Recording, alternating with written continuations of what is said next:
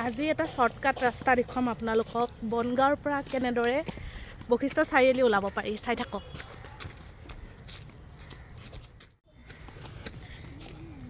এয়া জংঘলৰ মাজৰ ৰাস্তাৰে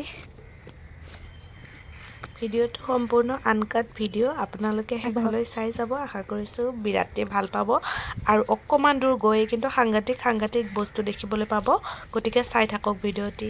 এয়া দেখিছেনে মেমে পানী নাখালেই, গোটেইখিনি পানী পেলাই দিলে। পানী খাব লাগে দেই, আমি সকলোৱে যিমান পাৰি সিমান পানী খাব লাগে। আৰু ইয়াতে এটা সংঘ এটা আছে আৰু এয়া চাওক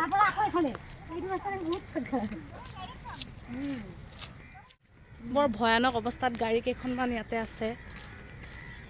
ৰাস্তাটো ৰাতি অকলে আহিব ভয়।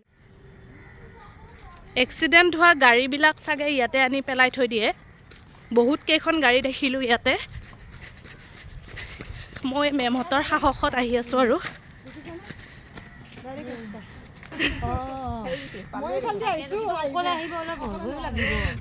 তাকে নোৱাৰিম অকলে আহিব।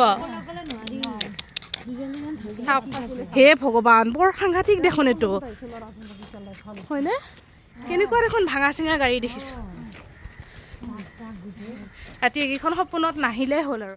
এই গাড়ীখন চাওক, একেবাৰে জৰাজীৰ্ণ অৱস্থা। কেনেকুৱা ভয়ানক ৰাস্তা চাওক। আচলতে এই যে জৰাজীৰ্ণ গাড়ীবিলাক দেখিছে, এইবিলাক হৈছে বশিষ্ঠ থানাৰ অন্তৰ্গত এক্সিডেণ্ট কেছৰ গাড়ীবিলাক। এনেদৰে বনগাঁৱৰ আশে-পাশে এই ৰাস্তাটোত থৈ দিছে গাড়ীবিলাক। অৱশ্যে প্ৰত্যেক থানাৰ কাষতে এনেদৰে ভঙা চিঙা গাড়ী দেখিবলৈ পোৱা যায়। কিন্তু মই মানে লাইফত আজি প্ৰথম ইমানবিলাক গাড়ী একেলগে দেখিছোঁ। আৰু এই ৰাস্তাটোৰে কিন্তু অকলশৰে যাবলৈ ভয়ে লাগিব। আজি মেমহঁতৰ লগত লগে ভাগে গৈছোঁ কাৰণে মানে বেয়া লগা নাই আৰু। খুব কম সময়ৰ ভিতৰতেই কিন্তু বনগাঁৱৰ পৰা বশিষ্ঠ চাৰিআলি ওলাব পাৰি।